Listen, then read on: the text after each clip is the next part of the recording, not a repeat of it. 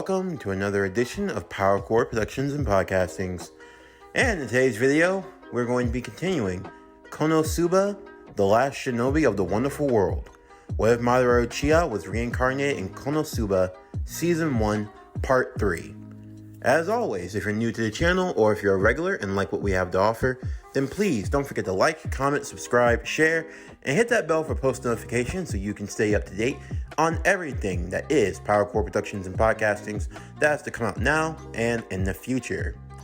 As we continue on in our story, Madara has achieved much success in the world of Konosuba, having defeated one of the Devil King's generals soundly, and is starting to raise a team of, if you can even call it, competent warriors to fight by his side.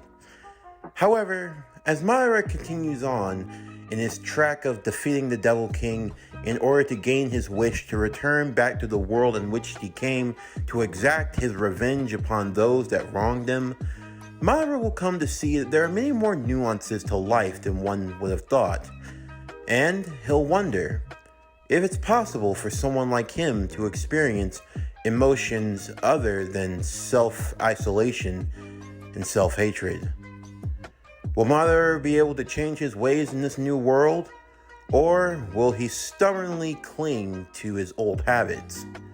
Stay tuned as we now continue the story. As always, sit back, relax, and enjoy the show.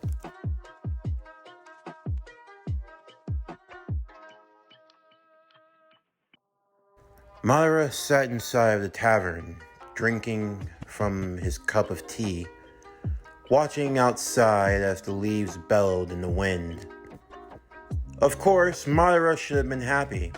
He was 20 million Eris richer. At least, that's what he would have wanted to be, until there was an incident.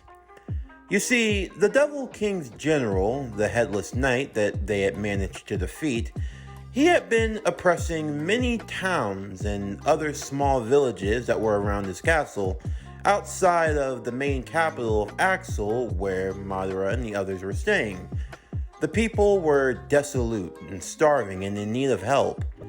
Of course, Madara at first wanted to keep to himself, but when he saw the starving children, seeing the conditions that they were in, almost without thinking, he found himself being moved to act, and helping those in need and helping them to recover. It ended up taking all of his money. So once again, they found themselves broke and in need of taking on more quests. For Madara, he felt like he was moving at a snail's pace. Of course, under normal circumstances, Madara would have just stormed off to find the Devil King, kill him, and be done with it, and receive his wish. However, things did not work that way. Even though he would never say this out loud, fighting against Beldia was not as easy as he would have made it out to be. He was definitely comparable to his level, and the Devil King was said to be 100 times stronger. If that was the case, Madara knew he'd have to level up and gain his full power. For now, hunting the various generals of the Devil King should be easy enough, and in a way would help him get stronger until eventually he reached his full potential. Of course, there was another general though. Another general that they actually ran into by chance. It was Wiz, apparently. Although she was just a general in title, she really didn't do anything besides keeping up the barrier. Of course, Aqua wanted to kill her, but Madara would have none of that. There was something about Wiz. Her long, voluminous brown hair, her beautiful golden eyes, her timid yet caring nature. She had the curves of a goddess, truly, and he had seen goddesses that did not impress him at all. Of course, whenever Madara was lost in thought, this was when everyone decided to annoy him in some way, shape, or form. Let me guess, you're thinking about that lich, aren't you? Aqua would say, basically interrupting Madara's train of thought in that moment as he stared out the window, looking at a cloud passing in the sky that was oddly shaped in the form of Wiz. I can't believe it. The famed Madara Uchiha falling in love with an undead lich. I am not in love. Oh please, it's written all over your face. You're as bright red as fire. Madara and Wiz sitting in the tree. K-I-S-S-I. Ow, ow, ow, let me go, ow. Shut the hell up. Don't get mad at me because you can't have feelings. Someone like me does not fall for the temptations of woman or of love. I stay focused on my purpose and my duty. I will not be swayed by such foolish emotions and endeavors. Yeah, that's what they all say. But a boy is still a boy. Geesh, if I didn't know any better, it's like you didn't have a childhood at all. Madara smiled at that statement. What would a spoiled goddess know about his childhood? A childhood where he watched family and friends die all the same? Where a battlefield was littered with the corpses of his loved ones? She didn't know the first thing about him or about love. Truthfully, the Uchihas experienced love far greater than anyone else. And for Madara, that love was a weakness. The loss of his little brother, the loss of his clan, the loss of his village, the loss of everything, just losing. When you've lost as many times as him, you run out of having things to love. And yet, even still, why did she intrude his thoughts in that moment? What was it about her? For Madara, he had always been raised in conflict. Having things like a crush or a girlfriend, those were luxuries that weren't afforded to him. And well, now he found himself with a lot of free time. A lot of time for the hormones that were underdeveloped to take center stage. Of course, for Madara, he wondered, was this normal? Was this how someone should feel? All the same, they had to stay focused on the main issue, the need of money. They had to find a quest, and well, Aqua needed a drink, so she needed to get money to go to the bar as soon as possible. After looking upon the board, Aqua found a quest that she felt was suited to her, to clear out a toxic lake and to restore it to purity. And just how do you plan on doing that? In case you've forgotten, you know you're not just talking to an ordinary archpriest, do you? You're talking to someone who happens to have a very particular set of skills. Come on, you know what I am. Go on, say it. Say it. You're an annoying drunk? No, you dumb idiot! Look at me! I'm covered in blue, my hair is blue, my eyes are blue. I'm Aqua, the goddess of water, damn it! Oh yeah, you do have an affinity for water. So what, you just gotta go to this lake and purify it?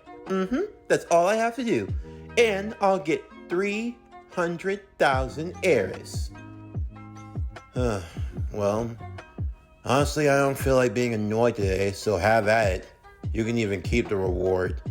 Yes! But what? All you gotta do is purify a lake. If that's all you have to do, I'm going to go back to relaxing. You know, you see, the lake is, kind of filled with monsters, so... let me guess. You want us to help you fend off the monsters while you purify the lake, just so you can have all the money and the reward to yourself? I mean, you know, we're a part of the same party, and I mean, don't comrades share in each other's sufferings and triumphs? Yet, you only ever seem to offer us suffering. Madara, please help me. I don't want to go by myself. Please, Madara. I'll never ask you for anything ever again. Please just help me out, please. You'll never ask me for anything, huh? No, I won't. Please, I won't. Okay, I think I got a plan. A way for you to purify the lake and for the monsters not to touch you. With that, Madara, Darkness, and Megumin sat under a tree. Aqua was inside of a metal cage in the middle of the lake, with a chain connected to the cage connected to a rock on the shore. They all sat there and watched as Aqua just sat in the murky water, waiting to see what was going to happen. She's supposed to be purifying the water, isn't she? Madara would say. That is her ability, Darkness would chime in. Megumin watched on, holding her staff, but nothing seems to be changing. Yep, I knew this was a load of crap. That's why I got the cage. I'm not gonna waste my time and energy on something if she's not gonna put in the work. Aqua just sat there for a while, waiting for anything to happen. Madara, after finishing his lunch, would yell out to her. Hey Aqua! You want us to pull you back in? Just let us know. No point wasting around all day if you're not gonna do anything. No! I'm not leaving till I do this! I want the reward! Suit yourself! Madara went to go lay back down, but immediately heard cries from Aqua. Monstrous crocodiles all surrounded the cage and started thrashing it as Aqua was now fending for her life. Madara! Help! Help! Pull back the cage! Pull back the cage! Madara, Darkness would say, I think we should pull back the cage. It looks really troublesome down there. Or maybe I should jump in instead. Oh, no, you don't, crazy. We're not doing a thing. What? Aqua asked for this. She can get herself out. All she has to do is purify the water. Madara would smirk as he thought to himself happily. He wanted her to suffer. Madara, please, help! Oh God, what am I gonna do? Purification! No! Help me! Purification! Oh my God! Oh, why? No! After about 7 hours, the crying finally stopped. The lake, it was crystal clear. The water perfectly healthy and good for drinking and other necessities. Aqua sat in the cage, traumatized. How had she fallen so low? Fending for a life like this. She was a goddess. This wasn't how she was supposed to live. In either case, Madara was satisfied, and he figured Aqua should be happy. She was going to get a reward. With that, the group would leave, having a horse carry the cart with the cage back to the tavern to collect the money. However, Aqua refused to step out of the cage. The poor girl, she had been traumatized. As they walked through the town of Axel, there was someone else who was there. Another young man from another world. A world far different from Madara's. The young man's name was Kiyoya Mitsurugi. A warrior. Well, at least that's what he made for himself, as he used the special magic sword, Graham. He had 2 young, beautiful girls by his side, who were, well, basically his entourage. The young man had been sent here by Aqua, and he believed in fulfilling his duty wholeheartedly. With his magic sword, he knew he couldn't lose. That's why it was to his surprise when he saw the goddess in a cage being carried around like some type of circus freak. Kiyoya immediately rushed to the cage and broke through the bars, breaking away what was left of the cage, allowing for Aqua to step out. Aqua, my lady, you're here! Don't you remember me? You sent me here to save the fate of this world, to defeat the Devil King? What? Madara would think to himself. He doesn't have any traits of a shinobi. Did he come from another world? Just how many people did she give that spill to? Madara would say to himself. My lady, please, step out of the cage. Aqua finally being snapped out of her senses would do so. However, she was put off by Kyoya, along with Darkness and Megumin, who didn't really like him at all.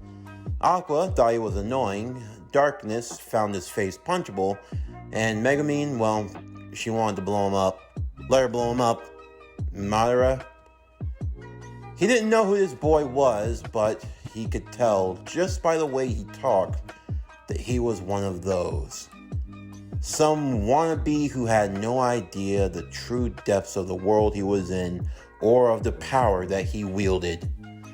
Kyoya went on with his white knighting and grandstanding and showboating, attempting to want to take all three of the girls back with him for himself, especially when he found out Aqua was living in such terrible conditions.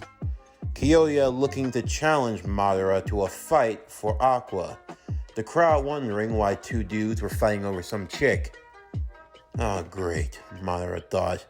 Now they're gonna get the wrong idea. Look, you clearly don't value or respect Miss Aqua, so I'm going to be taking her. Kyoya drew a sword. I challenge you.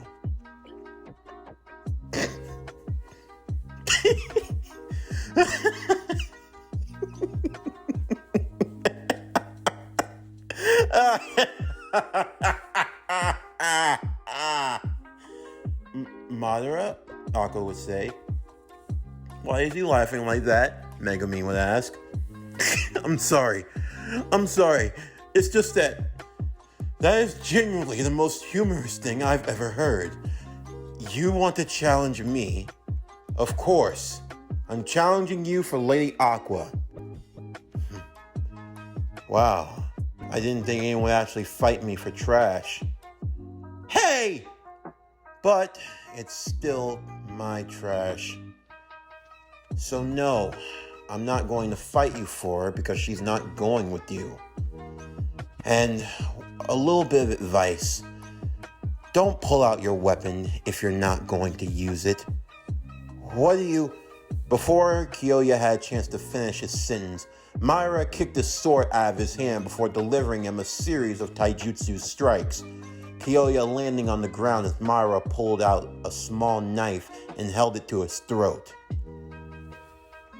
We may not be from the same world, but I've seen your kind before. The person that thinks they get a little power and just think that they can run the place. Well, let me fill you in on a little something. This world is filled with a lot of dangers and a lot of evils far greater than you could ever imagine.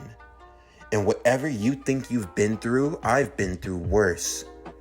Have you ever taken a life before? Have you ever watched someone's eyes fade into the darkness? Tell me, have you ever had the feeling of someone's pooling hot blood soaked on your hands? The deaths and the screams of someone as they take their final breath?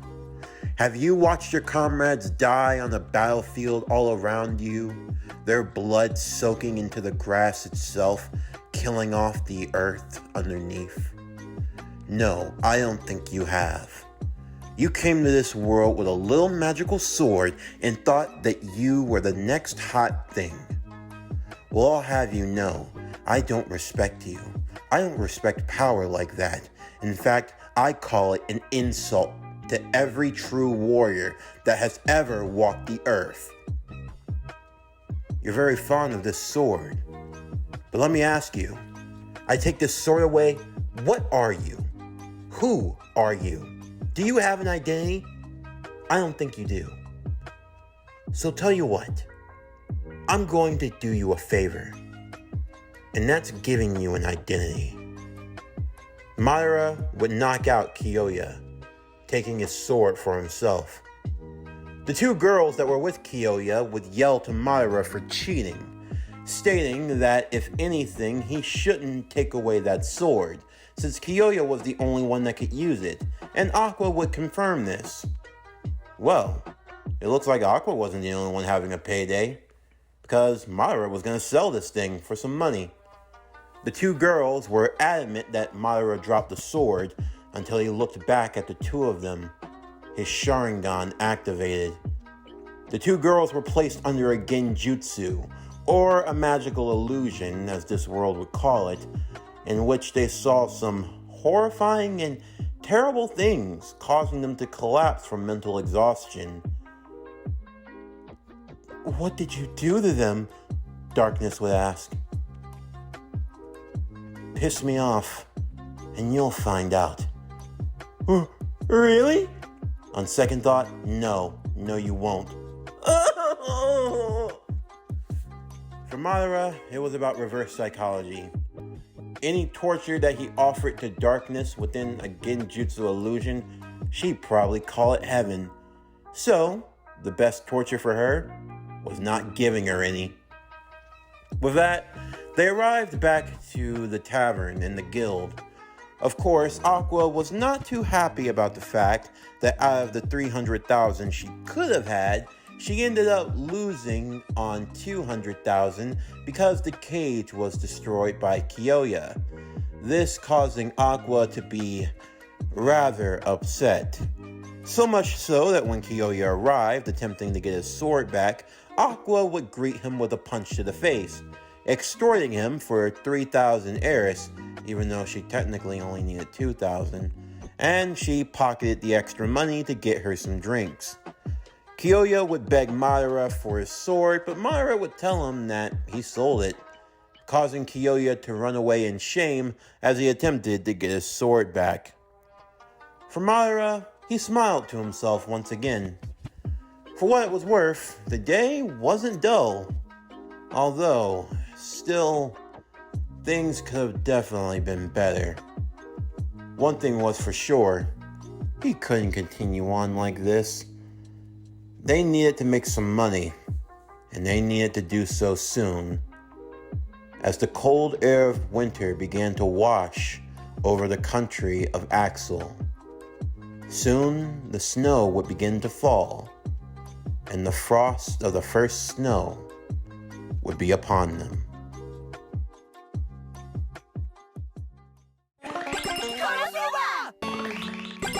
Konosuba! It was a cold and tiring afternoon as Madara walked down the streets of Axel. Darkness, Megumin, and Aqua following close behind, but not getting too close. Madara was tired, his clothes were torn, he was cut up and beat up and exhausted, and the last thing he wanted to deal with was those three. It was all so simple. They were supposed to catch snow sprites. Weak, tiny little wisp of floating snow spirits. You catch one, you kill one, you get 10,000 Eris. It was supposed to be simple and easy. And everything was going just fine until the Winter Shogun showed up. Well, apparently, Aqua has been sending a lot of people here from a lot of different worlds, including his own. And apparently, the Winter Shogun was an amalgamation of all of the thoughts of people specifically from Madara's world. However, how in the hell it formed a snowy ice samurai, he had no idea. They probably came from the land of snow. If he ever found the people that caused this, he'd burn them alive. Madara wished he could say that he won that fight with ease. He wished he could say that the Winter Shogun met his end on that cold, snowy day. But that was far from the case. It took everything Madara had in his current skill level just for them to survive. Safe to say he was not too thrilled, because this was Aqua's idea. He would have loved to have had the warning about that damn thing before they went out there, but such is life. As they walked inside of Wiz's shop, Wiz was behind the register as she looked up to see who had walked into her store. "Hi, thanks for coming." Madara, oh no, you look terrible. Come here, what happened to you? Madara was pulled into the embrace of Wiz, his head resting softly upon two soft, large, round... that's besides the point. He was too tired to really enjoy the moment, as Madara would be sat down in a chair as Wiz would tend to his wounds and heal him. Wiz was the owner of a magic items shop. This is what she preferred to do with her time, rather than serve the Devil King. And for that, it was admirable. Madara was actually happy to see that she didn't give in to the situation that she found herself, but rather that she was able to make a way for her own in the world. Of course, Aqua would try to stir up trouble, but Madara quickly squashed that, smacking her in the back of the head for being mean to Wiz. Ow, that hurt! Stop being rude to Wiz. It's very annoying. What? I'm a goddess. I don't like you taking help from a lich. I don't care if you are in love with... I am not in love. Wiz would quickly turn away from this, although a hint of blush being on her cheeks. As Madara had his wounds tended to, she learned of their current living conditions that, well, weren't all that appealing. And so she offered for them to stay inside of an abandoned mansion. That being said, if they could get the ghost out. You see, Wiz had been doing a job of taking lost souls and guiding them to heaven, but when Aqua found out, she didn't take too kindly to Wiz doing this, and Madara had to stop Aqua from using Exorcist on Wiz to, well, kill her. As a result, Aqua decided to take over the duties of guiding the souls in the graveyard. And because of this, the souls who still needed other places to go wound up haunting the mansion instead. With that being said, it was given to them to live in if they wanted to, that being if they could get the ghost out, and Aqua was a genius at that, so they took her up on the offer. Later on that day, all four of them moved inside of the mansion. Definitely a lot more living space and a lot more comfortability for them all. Madara found the room he'd be staying in and resting on his bed nicely. He could get used to living like this. Of course, as Madara sat on his bed, he started thinking of many other things in that moment. For one, he started thinking about the old world, thinking about what he'd do when he got back. Although as time had gone by, he found himself not thinking about it as often as he normally did. As Madara drifted off to sleep, the young Madara would find himself standing in front of his older self. The older Madara looking down at the younger Madara with a grin. Well, I hope myself has not become too complacent in his new predicament. What are you talking about? Of course I haven't. Not from what I can see.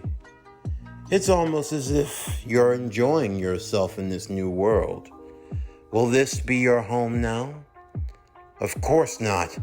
I haven't forgotten what I need to do. Once I achieve the power, once I defeat the Devil King, I'll get my wish. I'll return back to my world. I don't feel as convinced. Are you, by your own words? Of course I am. Why wouldn't I be? Nothing changes here. Nothing at all. I expected you to say that. Well, if that is truly your desire, then I suggest you see it through. Although, I question if you have the heart. Madara would awaken from his sleep. It had been nightfall now. He heard the cries from Aqua's room.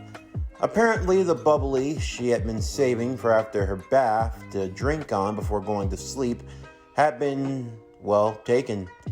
Apparently the ghost did it, and, well, Aqua wanted her revenge as she ran around the mansion using Return of Dead to expel as many ghosts as possible. Of course, for Madara, the ghosts weren't really much of a bother.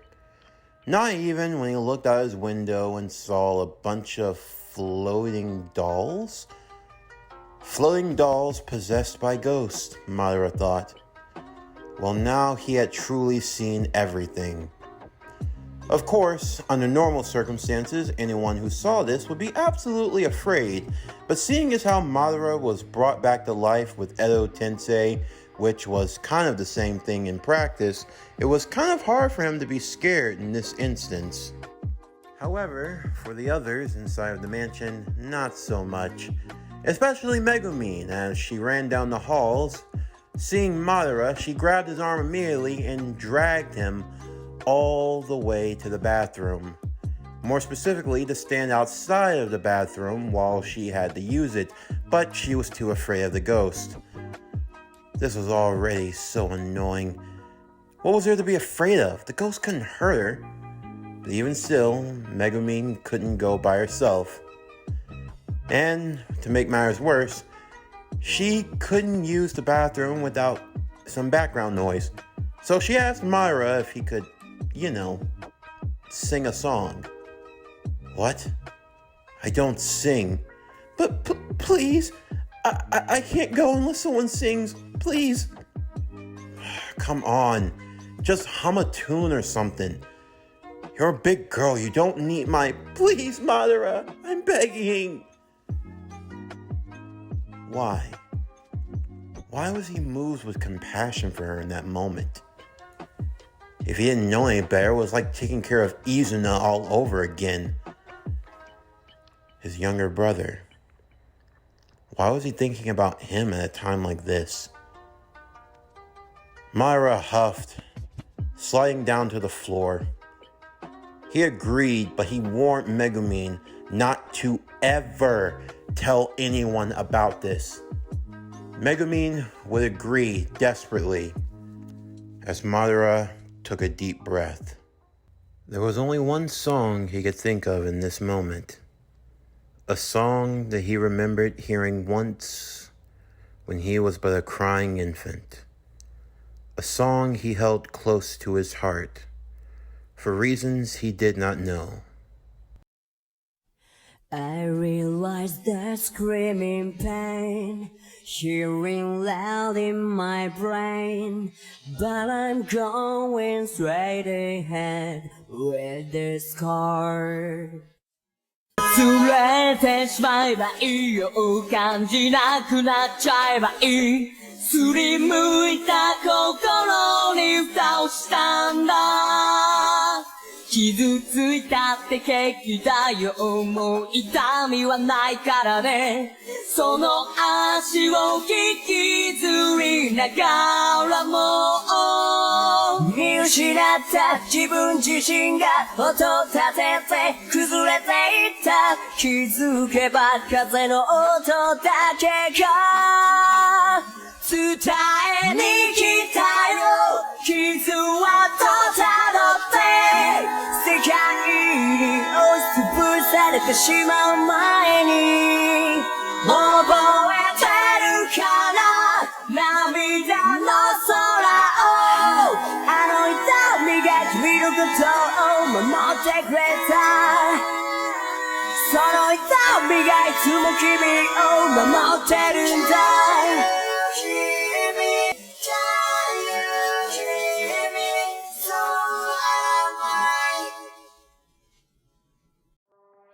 The bathroom door opened with Megumin walking out, tears streaming down her face. What's wrong with you? That was the most beautiful song that I ever heard. Yeah. Now listen here, you crimson-haired redneck.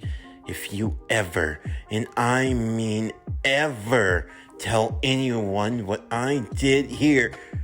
Before Madara could finish though, Megumin would end up giving him a hug. And while Madara, he didn't like being in this situation, but he calmly hugged her back. Aqua, in the meantime, had run into a wall. She had been running around exercising all of the ghosts as she wasn't paying attention to her surroundings, and well, the poor girl knocked herself out.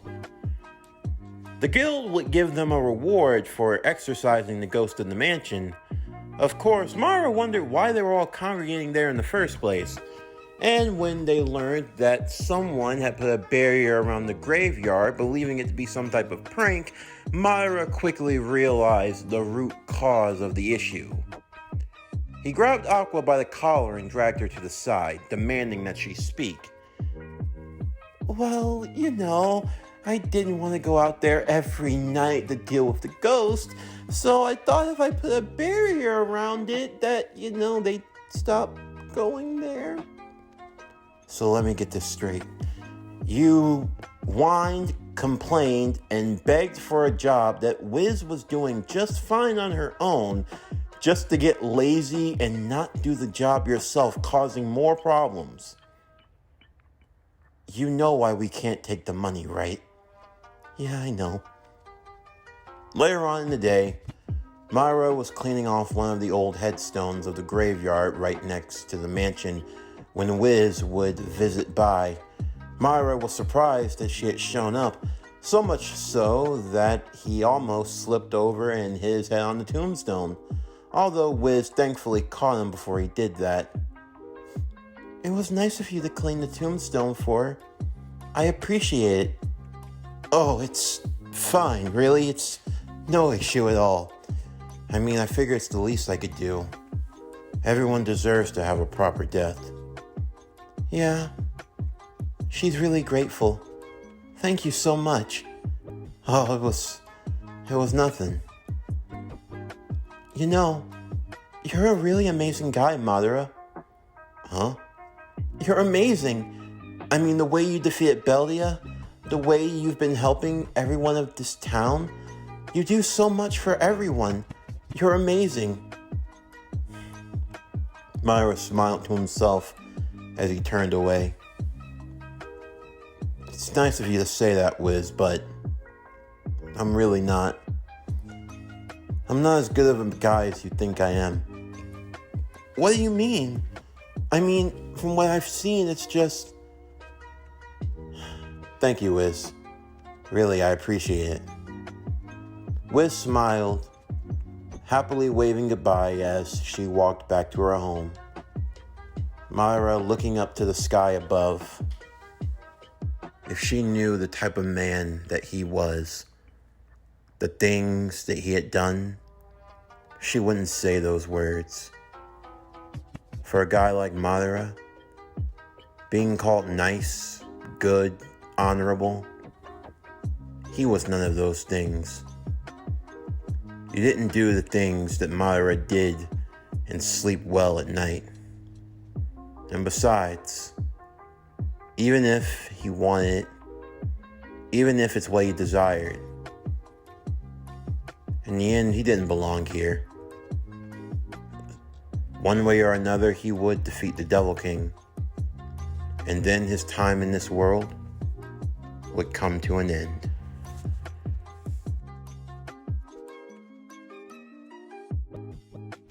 This concludes Konosuba, the last shinobi of the wonderful world. What if Madara Uchiha was reincarnated in Konosuba? Season 1, Part 3. As always, if you enjoyed today's video and everything else that we have to offer, then please don't forget to like, comment, subscribe, share, and hit that bell for post notifications so you can stay up to date on everything that is PowerCore Productions and Podcastings that's to come out now and in the future. Stay tuned for tomorrow's video as we continue Naruto, Polaris, The Fallen Star. What if Hanabi Hyuga was born first? Part 24 of the Momoshiki arc. But anyway, that's going to do it for the end of today's video. I'm Javon Harrington with PowerCore Productions and Podcastings. Signing off, and I'll see you next time.